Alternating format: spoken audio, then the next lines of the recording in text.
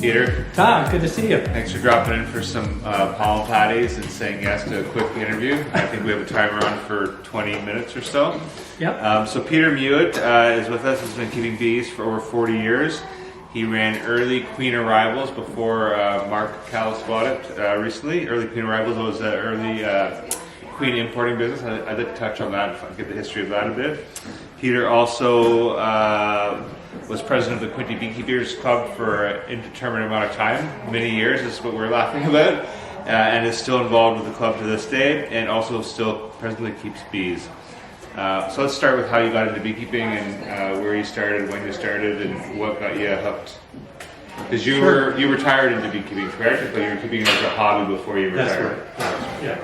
So I think I have to go back into the early 1980s. Probably 1981 was when I first got my hives, a few hives. And the motivating factor behind that was having next door neighbors as beekeepers. At that time I was still teaching school, and I thought that beekeeping would be a great summer recreational work activity to get involved in. Especially since back in those days, my neighbors were getting $1 a pound for honey. And I thought, wow, that's not too bad back in that time. So that sparked my interest. I did take a one summer course in beekeeping. I think that was in the Brighton area where it was being offered, and so that helped me get started. And everything was very small while I was still teaching in terms of numbers, maybe 10, 15 colonies at the most. And yeah, it was a good learning experience. I could rely on my neighbors at the time for a little assistance. And yeah, it was an adventure too. I can remember trying to move some hives from one field to another in the wintertime, and having them on a toboggan and pulling them across the snow with this toboggan. It doesn't really take much of a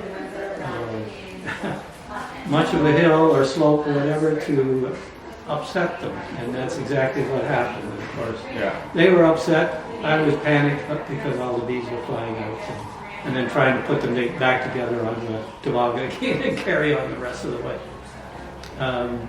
Anyway, it's been a growing adventure, and for the most part, pretty enjoyable. Yeah.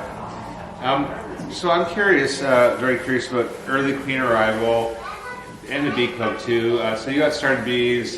Probably you're involved with the club before Early Queen Arrival, but you were acting as mentor for me, and so I never imported any queens until I met you, and you encouraged me to work with Nunez in Chile, and you introduced me to the whole Chile group and the idea of importing queens, and which beforehand I had thought that's too much trouble, and I figured I never had any interest until I spoke with you, and you got me going on it. So I guess who you took Early Queen Arrivals over, how long have it been running before you took it over, what it's looked like over the years, because you've had so many years experience with that business. Has it consistently grown every year? Was there challenging years where you wanted to throw in the towel? I mean, was it a lot smoother with air fights 20 years ago than it is now? The whole ball wax, Peter. So a chap by the name of Neil Orr was actually a retired Navy captain, I believe. Got into beekeeping himself, and was very interested in the issues around beekeeping in the, I'll say, mid to late 90s. And I don't really know how long Neil was involved exactly in bees, but he became involved because trachea mites were prominent at that time. He had heard somewhere along the line that Carniolan queens from Australia seemed to have some resistance to trachea mites. Yeah. And can you date this at all? About when this was going on, or any guess? Yeah, so he was importing those queens in the mid to late 90s, 1990. And I don't know what the success was of those Australian queens being and their resistance to trachea mites, but that's what he was researching and using his own hives to develop that research. He had a large number of hives in his home yard, and he was able to conduct a lot of research there.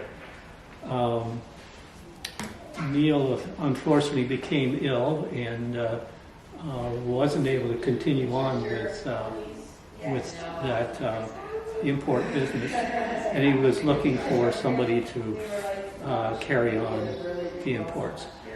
I was approached, and maybe because no one else really wanted to jump into it, and I didn't really know exactly what I was getting into either at the time, and so a lot of it was a huge learning experience on my part. Unfortunately, Neil did eventually pass, and so I had lost my main resource for assistance there. So everything was pretty much working with the shipper in Australia, and so forth, going from there too. What were some of the biggest losses there, like in the biggest shipments? Because you brought in a few shipments that were just massive. Oh yeah, well, yes, it's not an easy situation to get into, and there's a lot of unknowns that pop up at the last minute which require adjusting, and either with changing flights and or paperwork issues and that kind of thing. But some of the biggest shipments that I guess I've had, well, I've probably brought in over the year between 13 and 17,000. 17,000 would have been a huge year for me. But at any one time, there was probably 2,800 queens would be the largest on a shipment, which was a large shipment. And so how do you manage that? I used to rent a hotel, boardroom, and where I could separate the queens out, water them and so forth, and pull out any dead ones. I remember one year having 2,300 come in and losing over 700 of them, which was really discouraging and disappointing for a number of customers. And the only fair way I could think of dealing with that was to work out a percentage of losses and then applying that to each customer, and so that everybody did get some. I'm not sure that all the commercial guys totally agreed with that approach. Yeah, no one's ever happy when they're not getting what they originally thought. But that's an example of situations that come up that you sometimes have to deal with at the last minute. Yeah, now I have a theory for why sometimes the queens weren't coming in well. Do you have any good idea? Because it kind of seems sometimes like no rhyme or reason why some shipments are coming in and they're, not so great, and others are much better. And what I kind of thought, what I saw is when packages, these are always coming in first and they're labeled, put them straight in the freezer. And then the queen bees end up coming in pretty well, at the tail end of the package season when packages are done. Early queen arrivals start coming in, and the airport staff see, it's bees again, and they put them right into the freezer where, queen bees have to be room temperature. Do you think that was maybe one of the big things that kept happening repeatedly over the years? Or? Yeah, I don't know. I've had queens get inspected at the first point of entry into the country. So if they're coming from Europe, or I guess they come into Montreal, coming from Australia, they come into Vancouver, and so they have to be inspected there, and then the inspection paperwork has to go to Air Canada Cargo, and then on from there on, the bees would come on to Toronto. Sometimes there was a paperwork delay between inspections and getting to Air Canada cargo. The bees would still get forwarded, and there was no indication that they were inspected. So Canada Border Services in Toronto would not release the queens without an inspection. And so you're trying to get inspectors to come at all kinds of hours through the night, and of course they're not working through the night, although I guess they should be, but they're on call. Anyway, that's always seemed to be a bit of a challenge, and sometimes you had to wait. So that was one of the issues. So I've got a bit of a question there for you. In all your years, so after CFIA does their initial risk assessment for any importing country, and they go there and say, okay, for this area, you have to pass this and this in your own home country before they can come. Once they come into Canada, and you have a pallet of queen bees sitting there on a pallet of them all boxed up with the attendants in the cages. Do you think in all the years of inspections that the inspectors have ever prevented anything or done any usefulness, anything useful looking at those bees with a flashlight through a screen? Or is that one of these useless red tape expenses that we just live with? That's a bit of a loaded question there. I know. Yeah, so guaranteed to make someone angry. All things can be improved. The inspectors have their rule book that they go by, and there's, I don't know, in my mind sometimes there's been a shortage of common sense. We need to keep the bees alive. That's top priority. And if the paperwork has been delayed from the shipping company, it shouldn't be a huge issue. It should be able to be streamlined somehow. Access to paperwork in terms of other copies should be available, I think, and accepted, as opposed to only accepting the original document. And I can understand inspection to the point, to the degree of ensuring the paperwork is in proper order and that everything's been done like that. But delaying shipments so that the inspector can go shine a flashlight at the pallet, doesn't make any sense. Well, all the paperwork has to indicate exactly what's on the shipment. So I can understand that, and I can understand them inspecting all or some of the boxes if that's a priority for them. Having them go through security is another issue, and I mean, you wait at the airport at 3 and 4 in the morning for that to happen sometimes, and sometimes they just look at the box.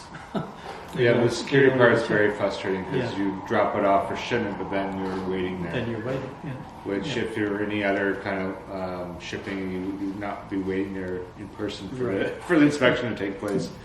What about Ray Oliveira's? So you were importing Australians. How did you find importing with Oliveira's? Because they're such a big outfit, and how did you meet him? Because you started just with Australians, right? Or was it both of them? Just started with Australians for the time being, and then I knew that Hawaii was shipping queens to Canada, and I knew Oliveira's was a large operation, and they shipped to Canada as well. So I just made contact with them and went from there. And I have to say that Ray Oliveira is one of the most professional, knowledgeable beekeepers that I've ever dealt with. He always was on top of the game and what's going on in his operation, and one of the interesting talks we had was about queen shipping, and he felt that there needed to be more people needed to take a better look or a longer look into how queens were shipped. because he felt that the shipping end of things, could be improved. Yeah. And there's a lot of communication involved with Canada Post or UPS, that corporations that will ship queens or carry queens and deliver queens. I don't know, we've had our ups and downs at times, Yeah. mostly weather related and how they're handled during the weather. So that's an area that it always needs to amazed take me, the a- capability of being able to call up and say, "Oh, can you add 500 queens this week?" And well, let me check, and being able to pull off those kind of numbers on a weekly basis. Yeah. So I think all theirs runs around 70,000 colonies, something like that. So Yes, it's big. I know they moved to Montana in the winter and for their winter storage areas, I guess, and then back home in the spring, summer for raising queens and packages and so forth. And they also used to ship packages into Canada. And once the border closed, I believe back in '89. That stopped, but everything is very, very political in terms of these decisions, and Ray has been disappointed because his is a family operation from generation to generation, and I know his parents used to ship into Canada for quite a long time. well, that's the two things then. So with you're obviously the expert in Canada, I would say, on importing from Australia and the U.S. because you did it for so many years. And the year that you were retiring, I remember that Oliveras ran into a bump in the road because one of their yards, somehow an Africanized colony came too close to that yard. Do you recall this incident? Yes, I do. Yeah. That happened there. So I'm just wondering, what do you think the future of importing? Forget about packages, even just queens from the U.S. when we almost had a shutdown because of that incident, and then in Australia. And this happened after your retirement. They're talking about this new, it's so new I can't even pronounce the name of it yet, but it's the new mite they have in Australia. Yeah. That's not a varroa mite, and it starts with a T, so that might, how do you think that's going to affect?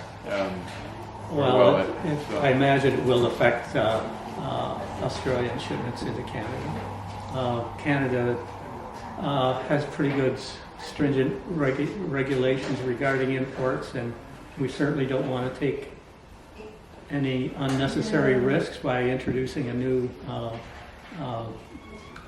challenging mite that's going to create more problems for us. So again, we were continually looking for new areas to import queens from, and yourself from all the work that you've done with introducing queens from Italy and Ukraine and so forth. It's pretty tight. It just doesn't come in from anywhere. We have to be pretty careful with that. I guess you just have to balance risk versus needs, and work out a balance that way. Okay, OBA. I just want to touch on the OBA briefly. What was your association over the years with the OBA, and were you on the board with OBA or worked closely or do any maybe research on queens over the years with them, or what have you done with OBA? Yes, I was on the board at 2007, 8, and 9, I believe, and just for the 3 years. It's a wonderful learning experience, and it's nice to be able to make the contribution that way. And I did a lot of work on the bear issues that we were having, and I think Jim Coney Bear was the year I left. He picked up that portfolio and was carried that through to getting money subsidies available for bear damage and things like that. So, highly recommend it if you can swing the time. It's just another level of experience, and often when you're moved from being just a beekeeper to involvement in in the government end of things or the association end of things, and you get another perspective on things, and it's well worth it. Yeah. Awesome. Okay, so last question. So now you're retired. You did sat on this board when you were semi-retired still, and it sounds like you're quite active with between Quinte and the OBA. Now that you're completely retired and you're still running, is it about 100 colonies right now? No, 60 at the moment. 60 colonies right now for fully retired kind of pastime now. So I just want to get an idea how being semi-retired with bees when you were still running, you retired from teaching and ran early queen arrivals and a bee yard, how that benefited you and your family, and how you're benefiting from it right now, and what you get out of it, and how you can recommend it to other people. Well, not being a guy who likes to sit around particularly, I have a lot of other things that are of interest to me, but I also have 7 grandchildren right now that are sort of between the ages of 4 months and 8 years. So you can see that there's still a lot of family interaction going on.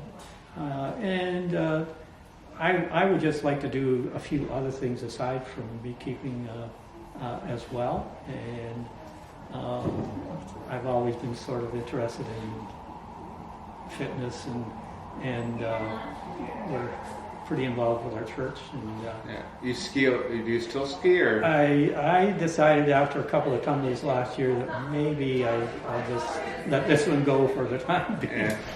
Yeah, they kind of rattled my rib cage a bit, and I said I don't need to be breaking bones right now. Yeah.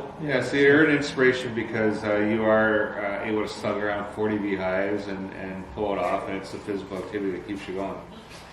I think doing things really helps to keep you going. My daughter is with us right now, and she has wanted a dog for a long time. Well, we had a dog as when they were kids, but anyway, we ended up getting this Australian cattle dog, a blue heeler. And it's very, very demanding attention-wise. So it's highly energetic because it's a working dog and likes to nip and jump quite a bit. And I know it'll grow out of it, but I have a lot of scars in my hands and arms. Yeah, so busy with grandkids and bees, and hopefully a couple of those grandkids get the buzz. Catch the buzz. Yeah, thanks, Peter. Thanks, Appreciate Todd. it. Okay. Awesome.